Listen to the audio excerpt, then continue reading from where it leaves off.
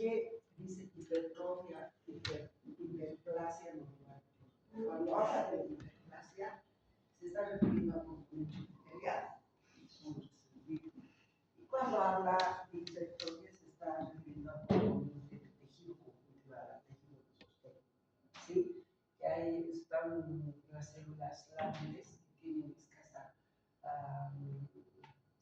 escasa actividad mitrótica, como son los fibroblastos. En cambio, los fibrocitos no se van a dividir, ¿cierto? Porque son células ya completamente. Entonces, decir hiperplasia, hipertrofia, nodular de próstata es lo mismo. Porque los dos componentes, tanto el componente epitelial y el tejido conjuntival, sufren aumento de sus componentes. Bien. Esa es una imagen macroscópica de un nódulo prostático. Y este nódulo prostático está mostrando, si yo digo, describan esta lámina, ustedes dirán, se ve un nódulo prostático de un color pardo grisáceo. Y la superficie de corte ofrece un color blanco amarillento con pseudonódulos, ¿no es cierto? Hay pseudonódulos. No tiene cápsula, pero el rebordo está bien delimitado. Tiene pseudocápsula. ¿Qué quiere decir pseudocápsula? Esta neoplasia benigna, entonces aparece, es un nuevo tejido que se ha formado y empieza a comprimir al tejido normal. Y esa compresión del tejido normal es la pseudocápsula. ¿Qué es pseudocápsula? Es el tejido normal comprimido por el nuevo tejido, que son las neoplasias. ¿Sí?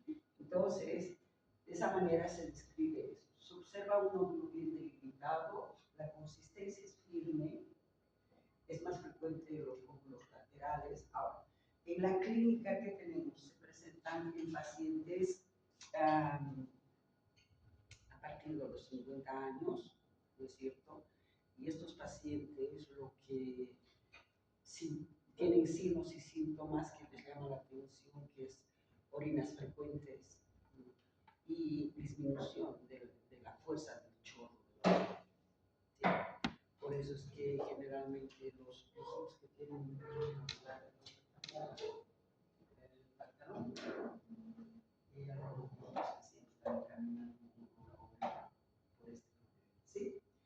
Después no es doloroso y el examen se realiza por tacto rectal, y en el tacto rectal que se observa un nódulo que no duele, que es de consistencia firme, de bordes bien delimitados y móviles, porque no se ve a ningún plano, ¿sí?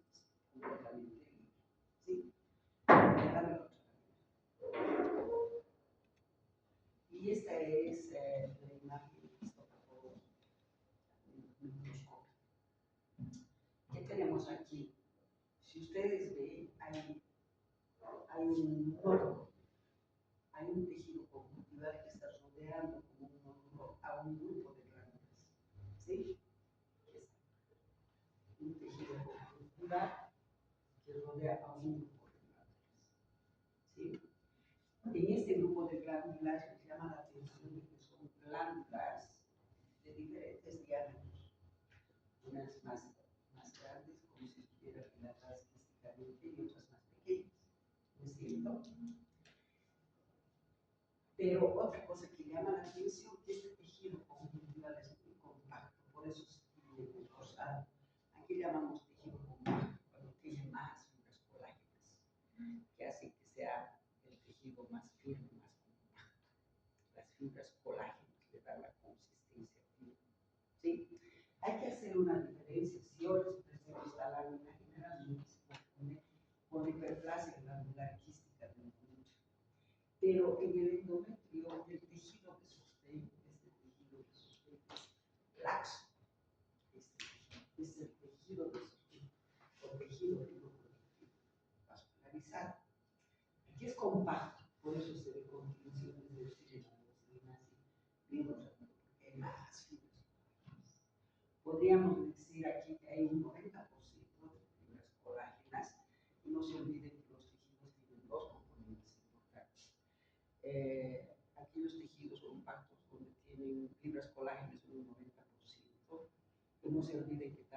hay tejido conjuntival amorfo, que está formado por los mucopolisacáridos, por las mucoproteínas, ¿no es cierto? Entonces aquí podríamos decir de que ese componente amorfo que siempre existe es escaso. Podríamos decir que hay un 10%. Por eso dice tejido conjuntival opaco, cuando hay más fibras colorales. Ejemplo, podríamos hablar de un 90% de fibras colorales con relación al mucopolisacárido, proteínas que no tienen, pero que es parte del tejido de sostén. Pero, dame la otra lámina. Más. Ahí te quedas. Esta lámina, por ejemplo, se parece, ¿no? ¿Qué les hace la diferencia? El tejido conjuntival, ¿no es cierto? Además, tiene más basófilo. ¿Por qué? Porque son condiciones de los cinematográficos. Y el tejido conjuntival es más laxo. No hay fibras colágenas. No está rosado. Condiciones de oxinematoxilina, si ustedes ven las células, parece que estuvieran en un espacio vacío. Estas son las células. Célula, célula, célula, célula, parece que estuvieran en un espacio vacío. No es espacio vacío. Es que esas células están en un tejido mucoso, mixomatoso. Es una glándula. Entonces aquí decimos que este tejido conjuntival es 95% formada por tejido mucoso, mixomatoso. Y hay escasas fibras colágenas, casi nada de fibra. Ahí se llama tejido mixomatoso, tejido conjuntival mixomatoso. Esa es la diferencia del tejido conjuntival de la próstata y del tejido conjuntival de la glándula. ¿Qué más les llama la atención? Esta es hiperplasia glandular quística de momento. Se parece mucho a la otra porque tiene glándulas dilatadas con quistes y también glándulas pequeñas. Y estas glándulas tienen una pseudoestratificación del epitelio público, porque es hiperplasia glandular quística. Bien clarito, hiperplasia glandular quística, ¿qué quiere decir? Que el componente glandular, sus células han sufrido mucha división y hay más células, entonces este epitelio que es cilíndrico siempre ahora es epitelio cilíndrico pseudoestratificado. Bien, como hay mayor cantidad de células epiteliales, se pseudoestratifica y empuja hacia el tejido conjuntival. La pseudoestratificación más sale al tejido conjuntival. Por eso es que algunas glándulas muy pequeñitas se juntan espalda con espalda en las glándulas. Miren, porque es más fácil que empujen al tejido conjuntival, es más fácil. No a la luz de los glándulas. Ese también es pseudoestratificación. ¿Sí? Esa es la gran diferencia de esta con la otra basal. Porque es más fácil que empujar este tejido que es laxo. Entonces, cuando hay más células, empuja ese tejido al tejido conjuntival. Vamos a la otra. La anterior. Más. Acá, ¿qué tenemos? Igual, estamos hablando de hiperplasia glandular. Hipertrofia, hiperplasia glandular de próstata. Si hablamos de hiperplasia, tenemos que hablar de los componentes epiteliales de las glándulas. Esas son las que se van a ir proliferando, y va a haber una pseudoestratificación, va a haber mayor cantidad de estas células epiteliales. Pero la mayor cantidad de estas células epiteliales va a ser bien difícil que empujen al tejido conjuntival. Entonces, ¿qué hacen estas células epiteliales? Podemos decir que crecen, podríamos decir, hacia la luz de las glándulas. Por eso es que vemos estas. Ahora bien, un ejemplo, una explicación es esa. La pseudoestratificación del epitelio va hacia la luz de las glándulas. Pero sabemos que este componente también prolifera. Entonces, si prolifera este componente, es más fácil que empuje a las células epiteliales hacia la luz de las glándulas. ¿No es cierto? Es más fácil que empuje este tejido conjuntival. Entonces, es en mayor cantidad, ya no tiene dónde situarse y empuja a las células epiteliales de las glándulas. Y cuando empuja, entonces tenemos una parte que se llama, aquí que está formando un tallo de tejido fibroconectivo vascularizado. Hay un tallo central que se llama tejido fibroconectivo vascularizado, es este que empuja. Pero hay un epitelio de revestimiento, que es el mismo epitelio de revestimiento de la glándula, que es cilíndrico. Lo normal es cilíndrico, sí. Es un epitelio cúbico, perdón, en doble hilera, en la próstata, epitelio cúbico en doble hilera. Entonces, este epitelio cúbico en doble hilera está revistiendo a este tallo central del tejido fibroconectivo vascularizado. A esto se llama papila. En este tipo de hiperplasia petróleo de próstata, es una cosa evidente la presencia de papilas que crecen como dedos de guante a la luz de las glándulas. Papila, como dedos de guante. No hay eso en la hiperplasia la posterior. No hay papila. Ahora me dice, pero doctora, ¿qué hay papila? No, eso no es papila. Es una pseudoestratificación de ese epitelio cilíndrico. Miren, el tejido conjuntival pasa. No se mete. Miren, el tejido conjuntival. Ahora, esto dirán, esta es pseudoestratificación. No. Este es el corte que se ha quedado aquí. Cortamos más y vamos a encontrar. ¿Sí? Hay que ver eso. Miren, esta pseudoestratificación, la pseudoestratificación, no son papilas. Vamos al anterior. Para ser papila, tiene que existir, entonces, una parte central que es tejido fibroconectivo vascularizado y tiene que estar revestida, ese tallo tiene que estar revestida. En este caso, el epitelio que reviste a estas papilas es cúbico en doble hilera, que es lo que tienen las glándulas prostáticas. Bueno, todas las glándulas prostáticas tienen un epitelio de revestimiento cúbico en doble hilera. Eso es normal. No dice fibro cúbico estratificado, dice cúbico en doble hilera. Entonces, acá tenemos epitelio cúbico en doble hilera con proyecciones papilares, como dedos de guante. El tejido conjuntivo es muy compacto y va formando grupos de glándulas. Por ejemplo, si yo tomo en cuenta esa glándula, es toda una glándula. Aquí hay un fragmento que seguramente hay un corte, se ha arrastrado y se ha quedado ahí. Todo esto es una glándula. Aquí tenemos dedos,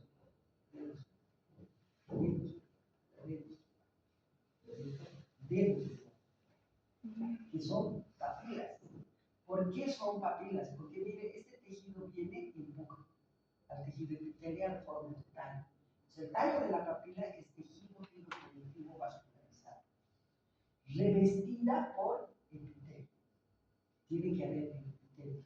Y toda la glándula tiene epitelio de revestimiento cúbico en la hilera. Vamos a ver unos núcleos que son redonditos, una hilera y otra hilera. Anaerobio. Esa es la gran diferencia con hiperplasia glandular quística. Aquí hay papilas. Dame la otra lámina. A ver, vamos a ver. Presencia de nódulos con numerosas glándulas muy estrechas y rodeados por estroma, formando nódulos. Las glándulas son de diferentes tamaños y presentan formaciones particulares hacia sus luces, como dedos de guante. 3. Están revestidos por el epitelio cúbico en doble hilera. Ahí están los criterios. Dame la otra lámina. A mayor aumento ¿Qué tenemos aquí? Lo que les llama la atención es esa glándula. Esta es la glándula. ¿Es cierto? Entonces son glándulas. O un tejido, miren, ese tejido de sostén es muy eosinógeno, tiene muchas fibras colágenas. Y aquí hay un vaso. ¿Sí? Esta es una glándula. Miren, estos son los núcleos redondos del epitelio púbico. Miren. Y tenemos siempre en doble hilera. Una hilera está aquí y la otra hilera está aquí. ¿Sí? Una hilera aquí y otra hilera aquí. Una hilera aquí y otra hilera aquí.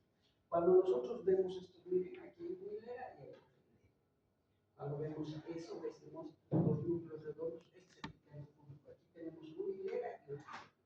Entonces, siempre las glándulas prostáticas tienen un epitelio de revestimiento púbico en doble hilera. Bien, presenta, aquí hay una papila, solo una papila.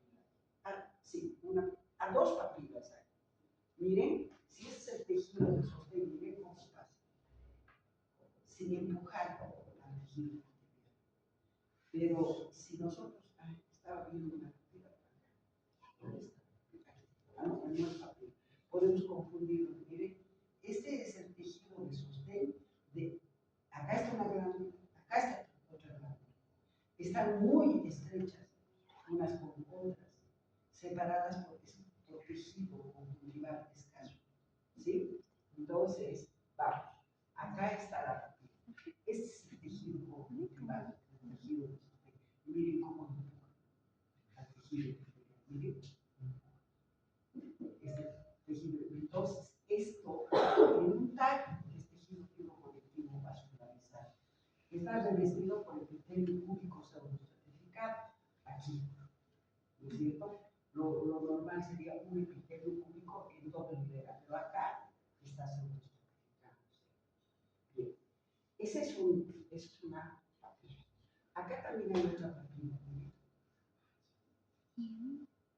¿no es cierto? Esto penetra en el tejido epitelial y el revestimiento papila. Pero si yo voy a esto, miren cómo el tejido conjuntival pasa sin empujar al tejido epitelial. Miren. Entonces esto no es papila, es una pseudoestratificación del epitelio porque no tiene daño el tejido epitelial. Pseudoestratificación del epitelio, pseudoestratificación del epitelio, pseudoestratificación del epitelio. La única que es papila es esta y es esta. Aquí, pseudoestratificación del epitelio porque miren cómo pasa directamente sin empujar a la membrana basal. En cambio aquí, ¿sí? Entonces estamos viendo las papilas y estamos viendo el epitelio de revestimiento que es púbico en doble hilera. Lo mismo es la de las papilas. Ahora, el tejido de sostén entre glándula y glándula acá es muy escaso. A veces se juntan espalda con espalda, una glándula con otra. ¿Sí? La mayoría son muy estrechas. ¿Sí? Escaso tejido de sostén, espalda. Acá también hay escaso tejido de sostén, espalda. Porque hay una hiperplasia del tejido epitelial, pero también hay una hipertrofia del tejido conjuntival. ¿Sí? Este es un cuerpo de Salmón. Esta es la luz de la glándula. Toda la glándula está revestida por un epitelio púbico en doble hilera con pseudoestratificación. Y este es un cuerpo de Samoma que es la calcificación de la secreción de las células epiteliales. Dame la otra lámina. Pasa, esta es hiperplasia. Vamos, pasa. Tienes todo. Pasa. Eso creo que no tiene. Tiene hipertrofia. Hipertrofia epitelial.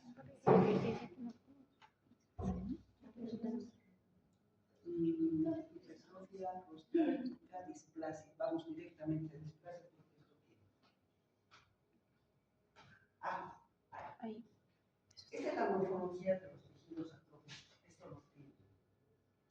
Hay la morfología de los tejidos atróficos y está haciendo la macroscopía. ¿Cómo vamos a ver un tejido atrófico? Ya saben, el tejido atrófico es de menor tamaño, de consistencia firme. ¿Por qué? Porque las células cuando se achican van a dejar espacios vacíos y esos espacios se rellenan por tejido conjuntival, ¿no es cierto? Por fibrosis, por eso es que los tejidos son de consistencia firme. Y además tiene una coloración pardo amarillenta por la lipofucsina. Cada célula va acumulando se ve eso en células atróficas y en células envejecidas. Entonces, atrofia parda. ¿Sí? Entonces, tenemos disminución del tamaño de la aumento de la consistencia y palidez. Pueden haber órganos palidecidos porque, como hay fibrosis, entonces van a estrangular y se van a confundir los vasos. Y aquí abajo, pero es más. Si nosotros vemos los órganos, la mayoría nos va a presentar un color pardo amarillo. Pardo. ¿Sí? Microscópicamente hay disminución del tamaño de las células, ¿no es cierto? Los núcleos son plasmóticos, hay pigmento de lipofucsina que hemos visto que es perinuclear, y hay aumento de colágeno intersticial, puede haber una degeneración gelatinosa y el colapso vascular. El colapso vascular ¿sí? Y esta es la atrofia cerebral. No tenemos ningún criterio histopatológico porque es fácil de detectar. Este es cerebro normal. Si ustedes ven las circunvalaciones en los surcos, ¿qué les llama la atención? Estamos más Surcos. mayor circunvalaciones. Las circunvalaciones, ¿cómo están? Están muy Miren.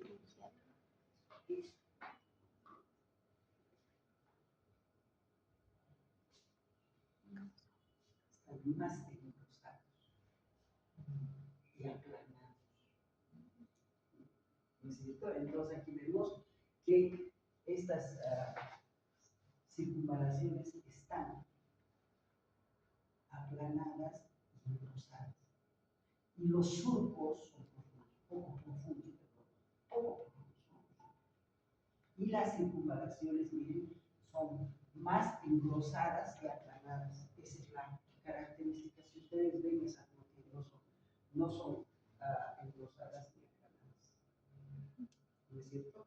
Entonces ahí vemos un cerebro macroscópicamente que presenta circunvalaciones engrosadas, aplanadas, con los surcos ¿sí? Por el aplanamiento de las circunvalaciones. Vamos,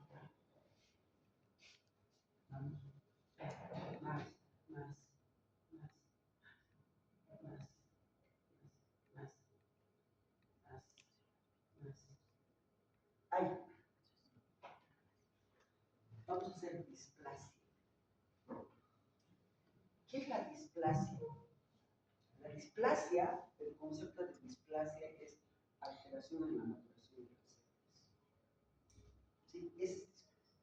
Alteración en la maduración de las células. Ustedes saben muy bien que las células inmaduras no tienen casi nada de células.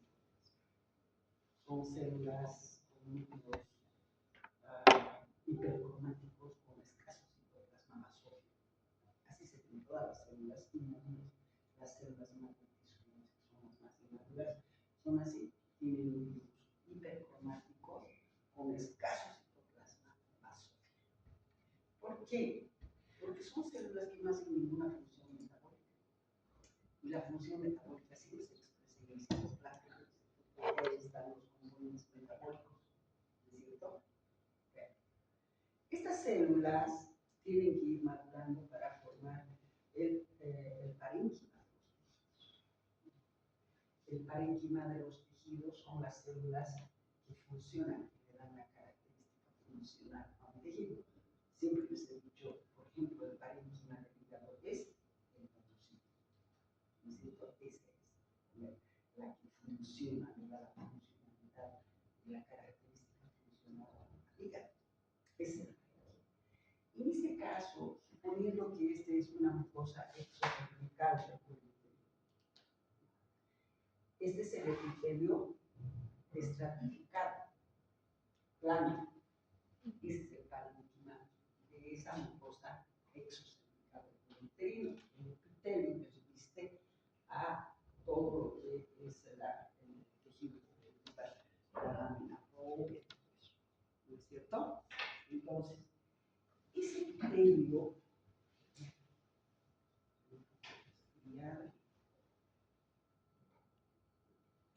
el epitelio de revestimiento de la mucosa exocervical normal del uterino es un epitelio estratificado, plano, sin queratina.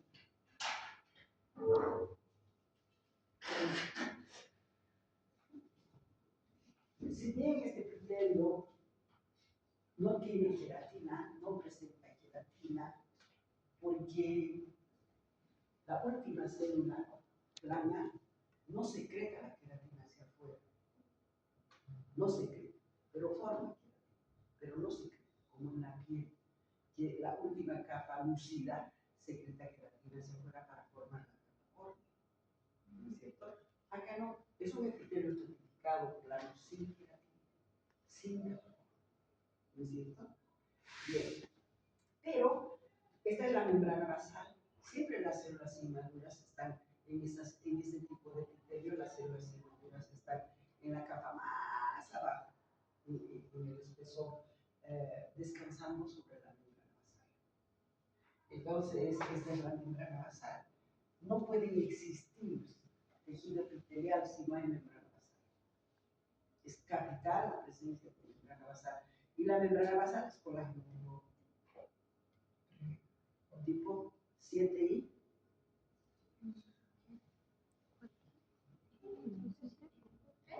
No, la tipo 3 es la que está en el coeficiente. Entonces, esta membrana basal es colágeno tipo 7, ¿sí? Ese colágeno tipo 7 que es la membrana. Por eso forma la membrana basal, ¿sí? En cambio, el colágeno tipo 3 es más como la red. como redes. Forman redes. Por eso es que se encuentran en el tejido conjuntival, sosteniendo a los vasos sanguíneos, sosteniendo a las células, ¿no es cierto? Entonces, acá tenemos colágeno. En cambio, acá está el colágeno tipo 4, tipo 6. La membrana basal. Andas también en es tipo 6. Sí, es tipo 6. Sí. ¿Ya? Colágeno, a ver si sus Wikipedia, ¿estás entrando? Colágeno tipo 4. De la membrana basal. De la membrana basal. La membrana basal es 4 y 6. Pero es 6. Entonces, esta membrana basal, vamos a tener donde descansan las células más inmaduras, que son las células basales. Estas células basales, porque son inmaduras, son puros núcleos con escaso citoplasma basal. Miren, por eso dice células basales. Miren, núcleo, casi nada de citoplasma. Y si tiene algo de citoplasma, son tan inmaduras que se tiñen de color azófico. Células basales, las más inmaduras. Si ustedes ven estas células inmaduras, tienen un núcleo que es más alargado, perpendicular a la membrana basal. Ahí está. Por eso se dice células basales. Podemos tener hasta 2 hileras de estas células basales, las más inmaduras, pero tienen un código genético que dice que tienen que formar un epitelio estratificado. Claro. Ese es su código genético que le ha dado la célula madre. Entonces, como tiene ese código genético, ¿qué tiene que hacer esta célula basal? Tiene que ir madurando hasta ser epitelio plano, ¿sí? Entonces, madura y a medida que va madurando, va cambiando la forma de sus núcleos. ¿Sí? Aquí es un núcleo ovalado perpendicular al núcleo basal. Y aquí ya está más o menos redondo. Aquí tiene escaso citoplasma y aquí ya tiene más citoplasma. Va cambiando, adquiere más citoplasma. Esto que está en los núcleos con estas vacuolas es un citoplasma que está más pequeño. Y es de un árbol, un río. Lo presenta así. Lo normal es esto. Aquí está bien tenida las células. ¿Ven? Ahorita tiene citoplasmas bien tenidos, con bastante citoplasma. Aquí estas también deben distribuirse de color rosado. Aquí arriba ya está. Algo de forma considerada esta lámina. Entonces va cambiando de núcleos, los núcleos son más redondos, más pequeños, con más citoplasma. A medida que saben formar, saben hacer una función, tienen más citoplasma rosado. Y si ustedes ven aquí, el núcleo es casi aplanado, ya no es rosado, es aplanado para ver. Con bastante citoplasma. Pues miren cómo va cambiando de forma hasta llegar a ser la célula más madura. Y esta célula más madura que está aquí, miren, es un núcleo bien aplanadito para arriba, con abundante citoplasma rosado, porque tiene que ver. Esto nosotros de hecho es que decimos es un epitelio escamoso plano, un epitelio estratificado plano, sin quedar, porque no tiene. Miren cómo a medida que va madurando tiene más citoplasma, ¿no es cierto? Y ese citoplasma, si es una célula que se excreta mucho, por ejemplo, el citoplasma la vamos a ver abundante con el núcleo rechazado hacia la membrana basal y vaporitas por encima del núcleo. Entonces, la forma hace, la función le da la forma. Y estas tienen que si hay lesiones de epitelio, inmediatamente va a secretar la queratina que tiene esta célula, la va a secretar hacia afuera para formar una capa córnea. Por ejemplo, tenemos en el cuello uterino la leucoplasia, que es una forma de defensa que tiene este epitelio. Se lesiona la mucosa exocervical del cuello uterino. Esta célula, ¿qué va a hacer? La queratina la va a poner así. Es una placa queratinizada, una forma de defensa de la lesión que está sufriendo estas células. Es una metaplasia también, es precancerosa. Entonces, por eso es que la deja así cuando es normal. La queratina está ahí dentro. Por eso tiene abundante citoplasma, ¿no es cierto? Eosinófilo con un núcleo aplanado para lograr. Miren cómo hay un cambiado. Bien. Pero eso es normal, estoy explicando lo normal. Estas células, a medida que van madurando, mantienen, quiere decir la polaridad. Son bien ordenaditas. Por ejemplo, aquí tenemos, todas están ahí. Y todas tienen los núcleos así, bien ordenaditos. Aquí, por ejemplo, igual, mantienen el orden. Aquí igual, miren, mantienen el orden. Aquí igual, mantienen el orden. Aquí están las cámaras. Todas mirando, estas por ejemplo van mirando a derecha e izquierda. Mantienen el orden, mantienen la polaridad. ¿Sí? Bueno. Y las figuras de mitosis siempre las vamos a ver acá, porque estas son las células más inmaduras que tienen la capacidad de dividirse. ¿No es cierto? Bueno, ¿qué es la displasia? Alteración en la maduración celular.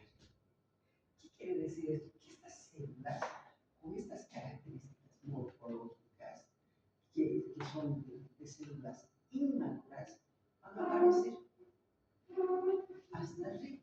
Pueden aparecer aquí, pueden llegar hasta aquí, pueden llegar hasta aquí.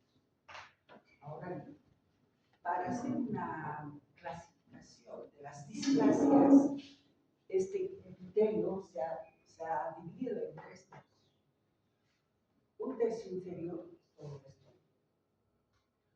Un tercio medio, que llega hasta aquí, y tercio superior.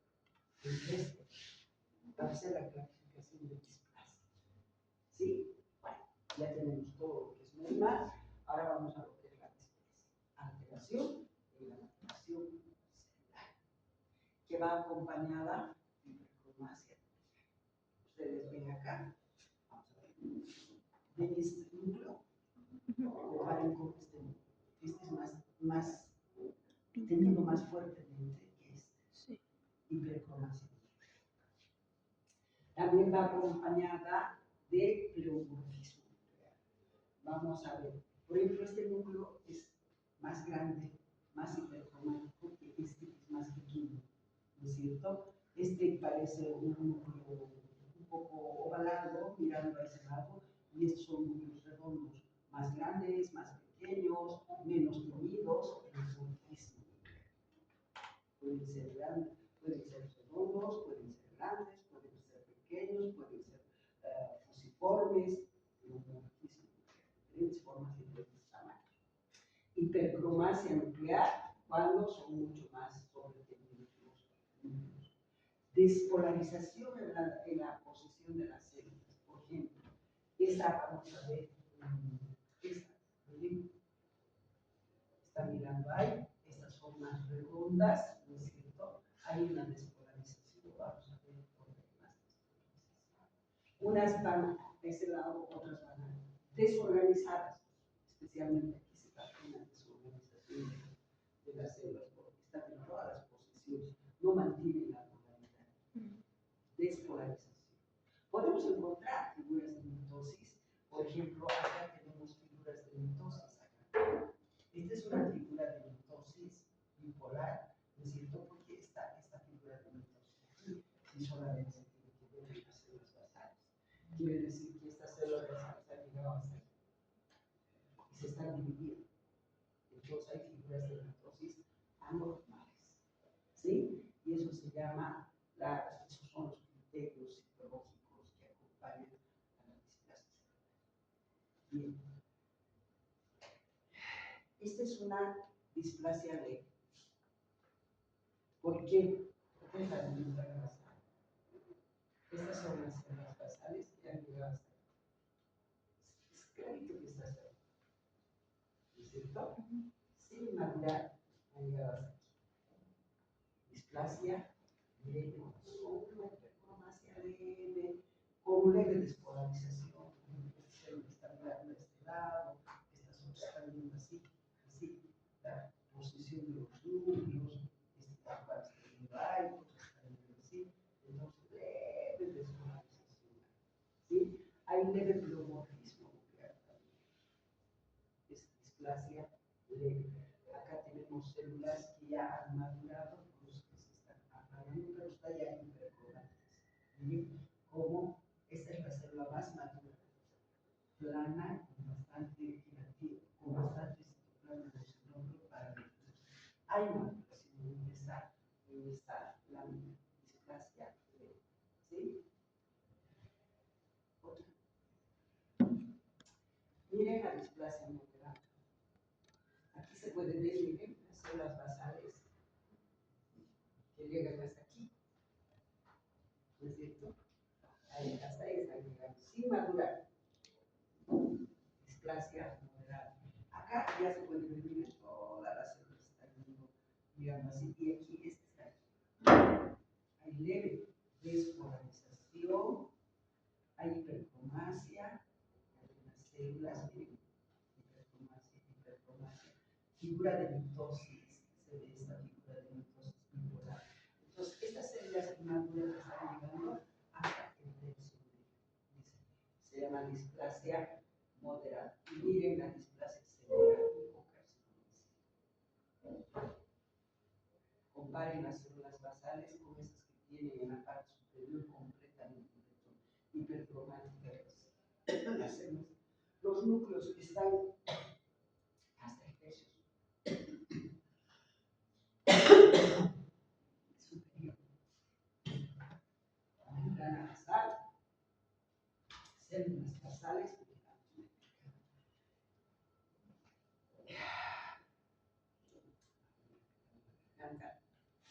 Ahí tiene la membrana basal que se ve muy bien, las células basales también se ven de núcleos cuadrados.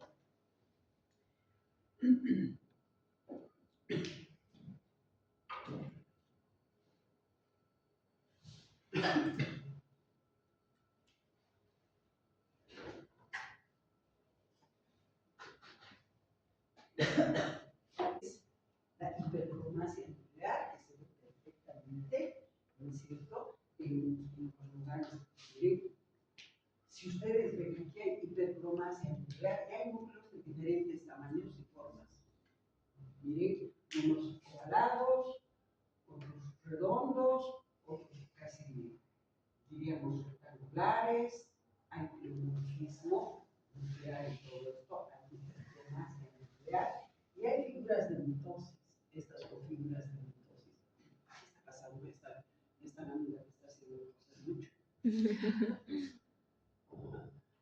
Debe ser el hija que está contaminada, porque me acerco y me pica la garganta.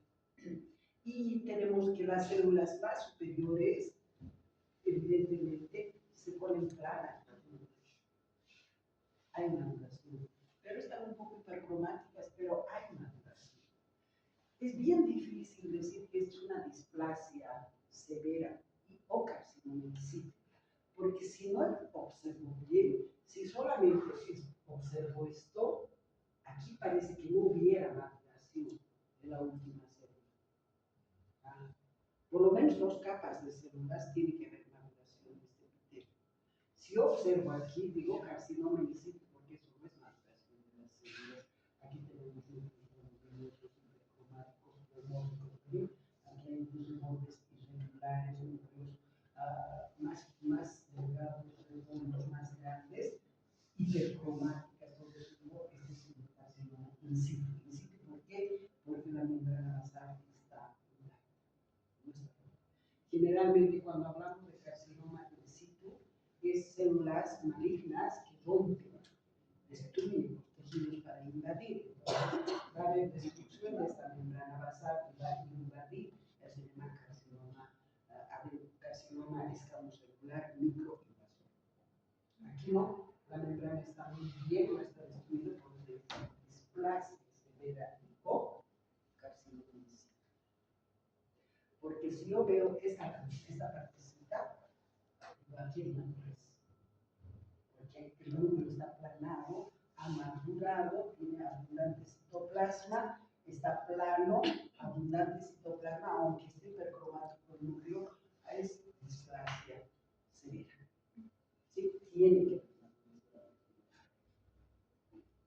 eso con relación a las displasias. Dice, vamos a otra lámina.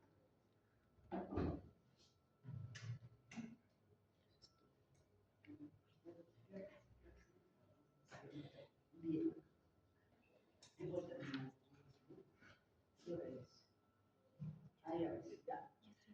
Hemos terminado con todo lo que es adaptación celular. Desde la próxima clase vamos a entrar ya a lesión celular. Reversible tiene que estudiar. Desde la próxima semana, me estoy poniendo al día con todos los grupos. Desde la próxima semana es exámenes parciales, exámenes sorpresas o preguntas a los estudiantes sobre lesión celular reversible. Solo lesión celular reversible. O puedo decir, saquen una hoja, examen sorpresa y dan 3 preguntas y listo. Y sobre esas preguntas que tomo voy a